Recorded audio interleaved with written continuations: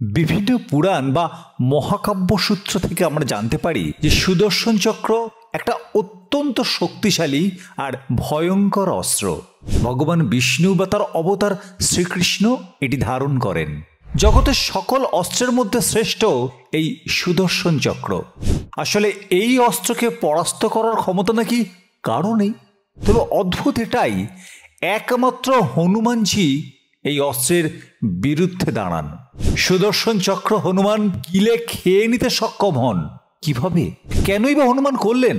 আসলে এর পিছনে লুকিয়ে আছে এক অদ্ভুত কাহিনী, আর সেটি আজকের ভিডিওর মধ্যে আমরা তুলে ধরার চেষ্টা করব।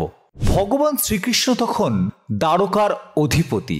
তিনি সেই সময় দ্বারকার সমৃদ্ধ রাজমহলে পত্নী সত্যভামার সাথেই বাস করছিলেন। তাদের সেবার জন্য সেখানে উপস্থিত ছিলেন গরুর পাখি আর সুদর্শন চক্র। পত্নী সত্যভামা তো খুব সুন্দরী ছিলেন। এই সৌন্দর্য নিয়ে রানী কিন্তু খুব গর্ব প্রকাশ করতেন। একসময় বেশ অহংকার নিয়ে সত্যভামা শ্রীকৃষ্ণকে জিজ্ঞাসা করেন, হে প্রভু, আপনি ত্রেতা যুগে রাম অবতার ধারণ করেছিলেন। দেবী সীতা তো ছিলেন আপনার পত্নী। সেই সীতা কি আমার থেকেও বেশি সুন্দরী ছিলেন? পত্নী সত্যভামার কথা শুনে শ্রীকৃষ্ণ মৃদু হাসলেন। ঠিক তখনই পাশে থাকা গরুর শ্রীকৃষ্ণকে বলেন, হে প্রভু, আপনি তো সর্বদা আমার পিঠেই বিরাজ করেন। আমি আপনার একমাত্র বাহন। এই বিশ্ব ব্রহ্মাণ্ডে এমন কি কেউ আছে যে আমার থেকেও দ্রুতগামী? গরুরের মুখে এই কথা শুনে সুদর্শন চক্রও নীরবতা ভাঙেন। সে সঙ্গে সঙ্গে জানায়, হে নাথ, আমি তো আপনার একমাত্র সেবক।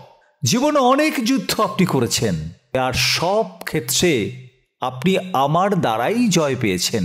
তাহলে এটা তো ঠিক যে এই ত্রিজগতে আমার মতো শক্তিশালী অস্ত্র আর কেই বা আছে? আবার ভগবান শ্রীকৃষ্ণ হাসলেন আর বুঝলেন, এই তিনজনের মধ্যে অর্থাৎ সত্যভামা, গরুর আর সুদর্শন অস্ত্রের মধ্যে অহংকার প্রবেশ করেছে। তিনি জানান, অনেকদিন প্রিয় ভক্ত হনুমানের সাথে আমার সাক্ষাৎ হয়নি। তাই গরুর, তুমি গিয়ে হনুমানের সঙ্গে দেখা করো আর বলো রামচন্দ্র ও সীতা দেবী দ্বারকায় তার সাক্ষাতের জন্য অপেক্ষা করছেন। এরপর পত্নী সত্যভামাকে জানান, সত্যভামা, এখন তুমি সীতার রূপ ধারণ করো, আর আমি রামের রূপ ধারণ করছি।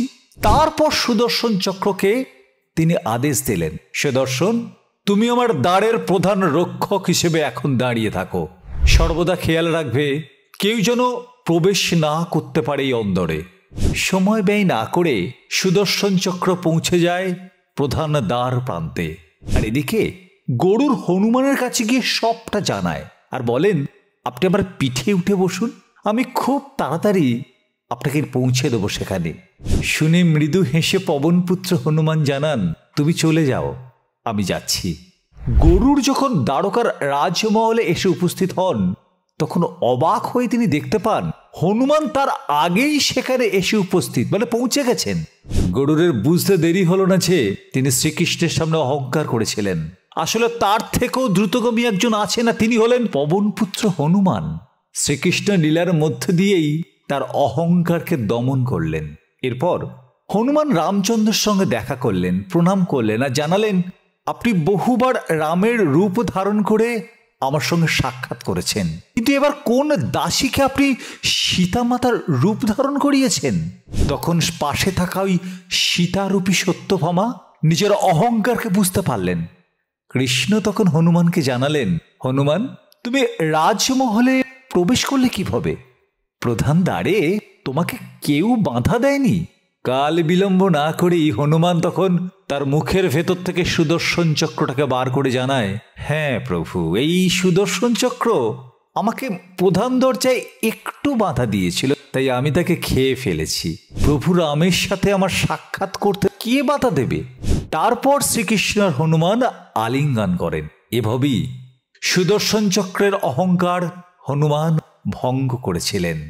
একই সাথে অহংকারটা বুঝতে পেরেছিলেন গরুর আর সত্যভামা।